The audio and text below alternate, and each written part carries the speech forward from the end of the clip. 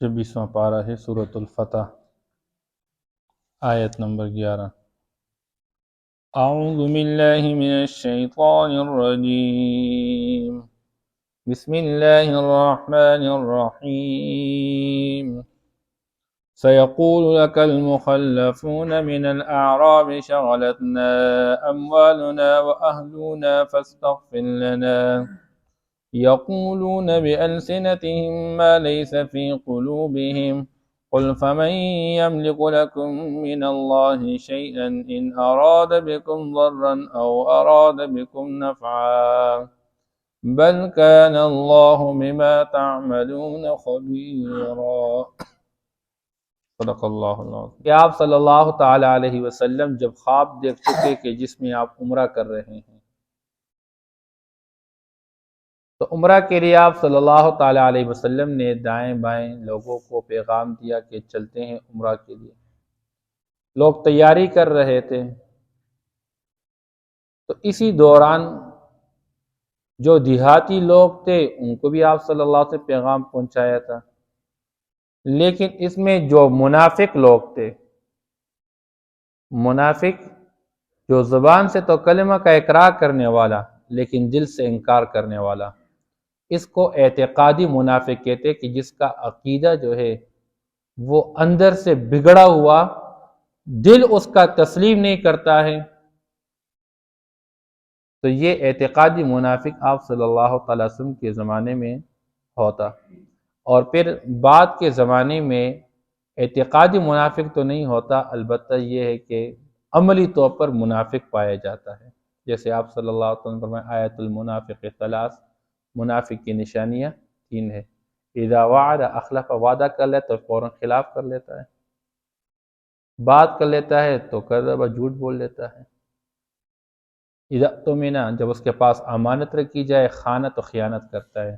خیانت کرنا، جھوٹ بولنا، وعدے کے خلاف کرنا، یہ منافق کی علامت ہے۔ اس لیے آج کے زمانے میں جو اس طرح کی بدعملی کا شکار ہو جاتے ہیں اس کو لوگ منافق کہتے ہیں، تو یہ عملی منافق کہلاتا ہے۔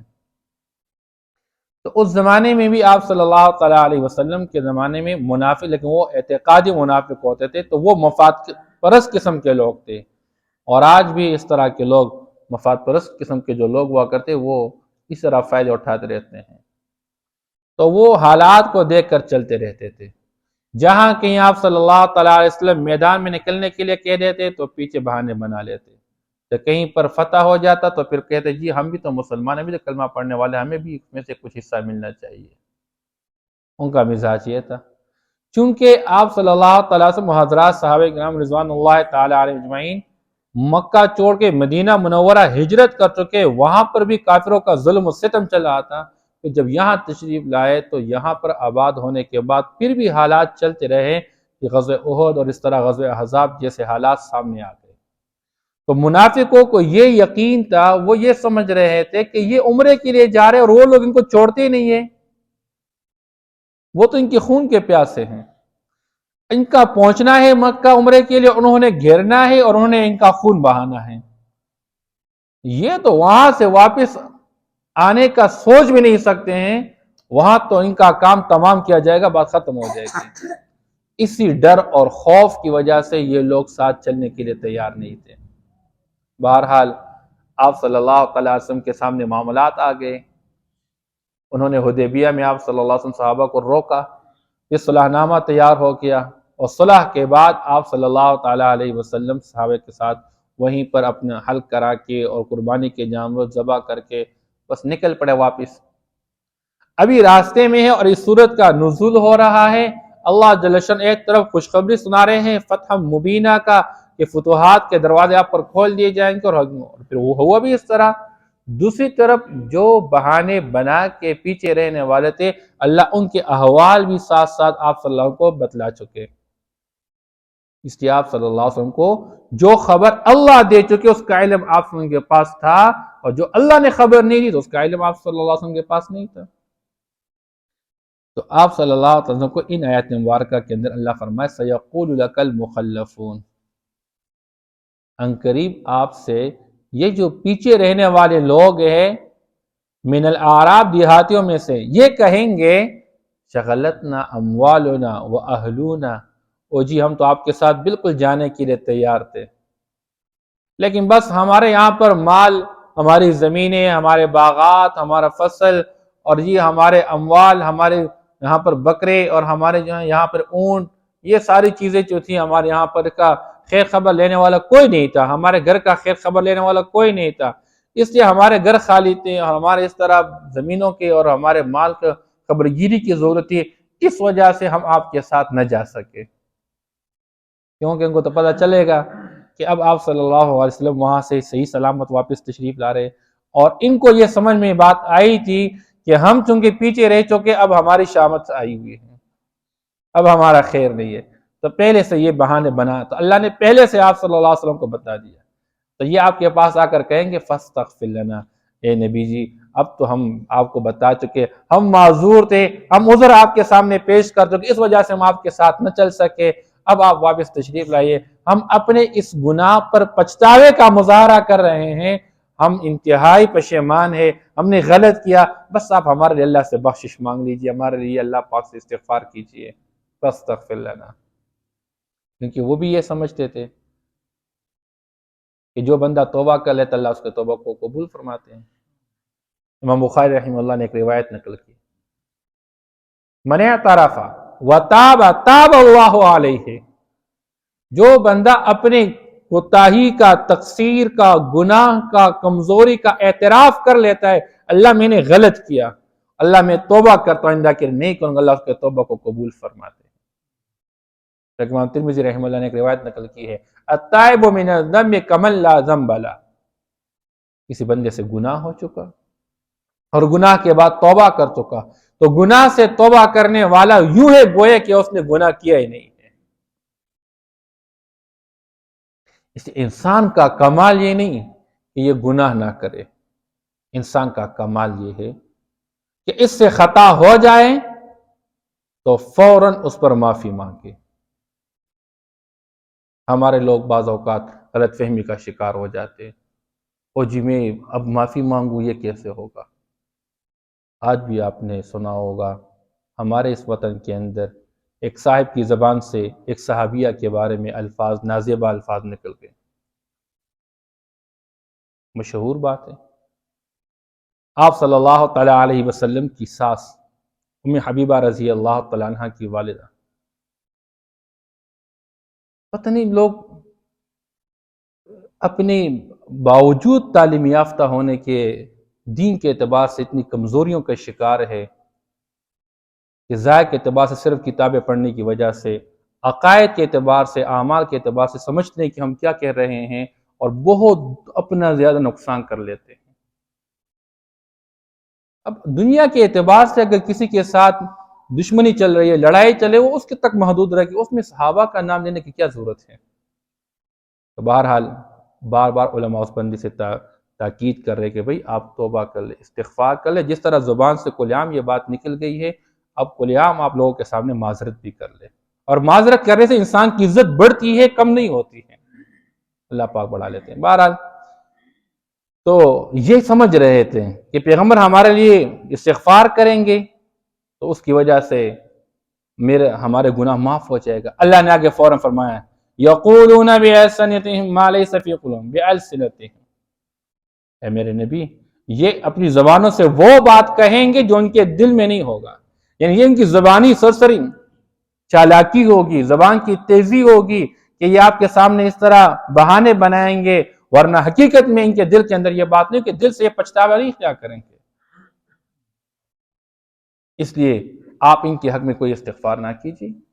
اللہ فرماتے ہیں قل اے نبی آپ کہہ دیجیے فَمَن يَمْلِكُ لَكُم مِّنَ اللَّهِ شَيْئًا، بتاؤ تو صحیح کون تمہارے لیے اختیار رکھتا ہے اللہ کے سامنے، ان اراد بکم ضرا، تمہاری منافقت کی وجہ سے اللہ تمہیں سزا دینا چاہے تو ہے کوئی اللہ پاک کے مقابل میں آنے والا؟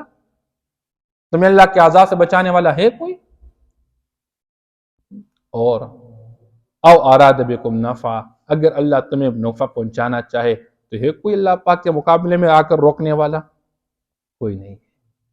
اللہ جل شانہ ایک طرف ڈرا بھی رہے ہیں، تم نے کام غلط کیا، غلطی پر پچھتاوا، اور دل سے توبہ کر لو اور کلمہ پڑھ لو صحیح طریقے سے، دل سے مان کے اسلام میں پورا کے پورا داخل ہو جاؤ. نہیں ہوگے تو اللہ کے عذاب میں کوئی کمی نہیں، اور اللہ کے لیے پھر عاجز بنانے والا بھی کوئی نہیں ہوگا. اور اگر تم لوگ یاد رکھے لاؤ گے ایمان تو تمہارے پچھلے کو اللہ معاف فرما دے گا، نفع دے گا اللہ پاک تمہیں، پچھلے کو معاف فرما دے گا. تو یہ آپ صلی اللہ علیہ وسلم کو بعض باتوں کا علم اللہ جل شانہ واقعہ ہونے سے پہلے دیتے تھے. جسے دوسرے پارے کی پہلی آیت ہے، سیقول السفہاء من الناس ما ولاہم عن قبلتہم التی کانوا علیہا. آپ صلی اللہ تعالی علیہ وسلم کو اللہ نے حکم دیا. اب حضور کی چاہت تھی، مکہ مکرمہ میں تھے، بیت اللہ کی طرف منہ کر کے نماز پڑھتے تھے. جب آپ تشریف لائے مدینہ منورہ، یہاں یہود آباد تھے اور یہود کا قبلہ بیت المقدس. آپ صلی اللہ تعالی ابتدائی 16-17 مہینے تقریباً یہ بیت المقدس کی طرف منہ کر کے نماز اس کے بعد تاکہ یہود یہاں پر آباد ہے، یہ راغب ہو جائے اسلام کی طرف، یہ کلمہ پڑھ لیں. بعض اوقات ہوتا ہے بندہ کسی کی مزاج کے موافق چل پڑتا ہے تو وہ مانوس ہو جاتا ہے. اس لیے تبلیغی ساتھی کیا کہتے ہیں، پہلے دل لو پھر دن لو، پہلے دل لیا جاتا ہے. لیکن جب آپ صلی اللہ علیہ وسلم دیکھ چکے باوجود حضور کی کوشش کہ وہ اسلام میں داخل نہیں ہو رہے ہیں، اور حضور کی چاہت تھی کہ میں اپنے قبلے بیت اللہ کی طرف منہ کر نماز پڑھوں، اللہ نے حکم دیا کہ آپ رخ چینج کیجئے، کوئی مسئلہ نہیں. لیکن یاد ہے کہ میرے پیغمبر عنقریب کچھ لوگ کہیں گے، یہ بیوقوف لوگ کیسے سیقول السفہاء من الناس ما ولاہم عن قبلتہم التی کانوا علیہا.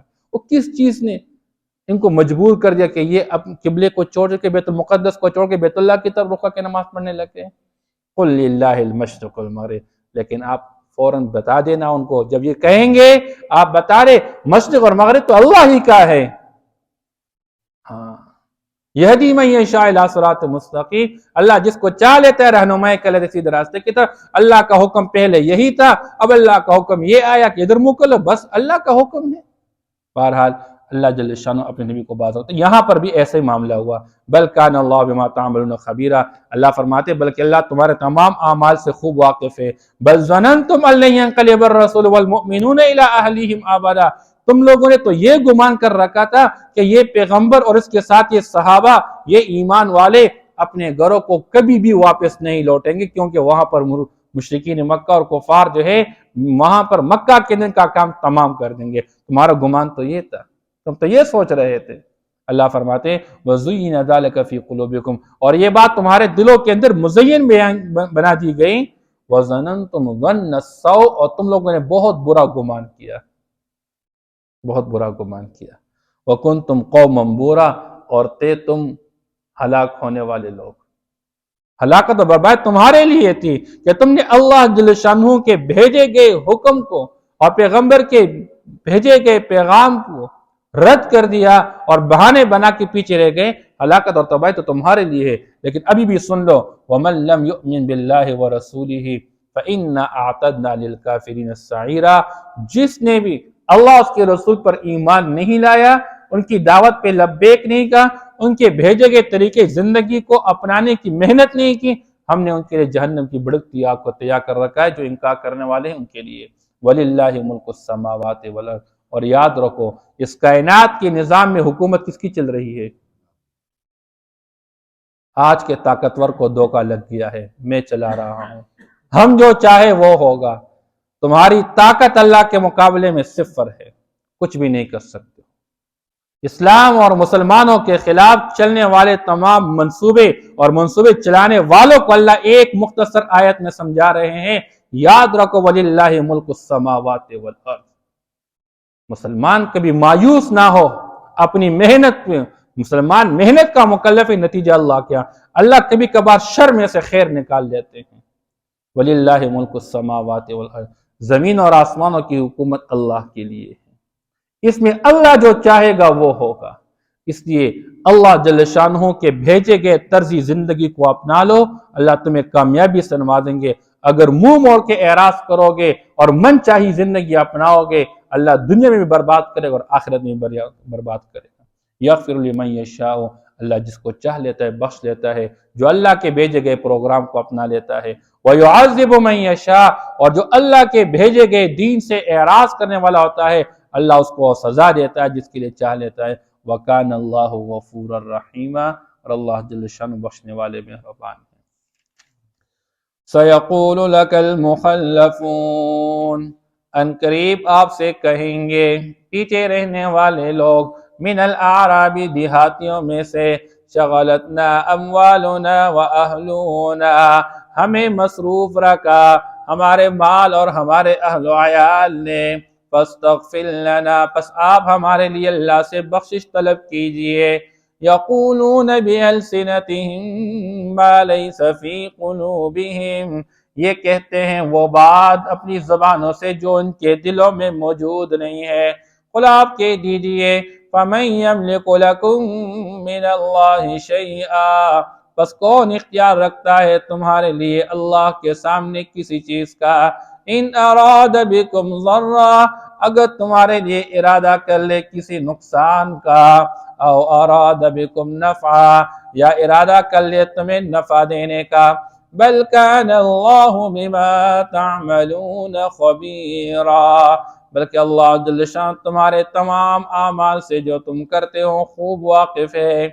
بل ظننتم ان لن ينقلب الرسول والمؤمنون، بلکہ تم لوگوں نے گمان کیا کہ ہرگز نہیں لوٹیں گے یہ پیغمبر اور ایمان والے، الی اہلیہم ابدا، اپنے گھر والوں کی طرف کبھی بھی، وَزُيِّنَ ذَلِكَ فِي قُلُوبِكُمْ، اور مزین کیا گیا یہ تمہارے دلوں کے اندر، وَظَنَنتُمْ ظَنَّ السَّوْءِ، اور تم لوگوں نے بہت برا گمان کیا، وَكُنْتُمْ قَوْمًا بُورًا، اور تھے تم ہلاک ہونے والے لوگ، وَمَن لَّمْ يُؤْمِن بِاللَّهِ وَرَسُولِهِ، اور جو اللہ اس کے رسول پر ایمان نہیں لائے گا، فَإِنَّا أَعْتَدْنَا لِلْكَافِرِينَ سَعِيرًا، تو یقیناً ہم نے تیار کر رکھی ہے انکار کرنے والوں کے لیے جہنم کی بھڑکتی ہوئی آگ۔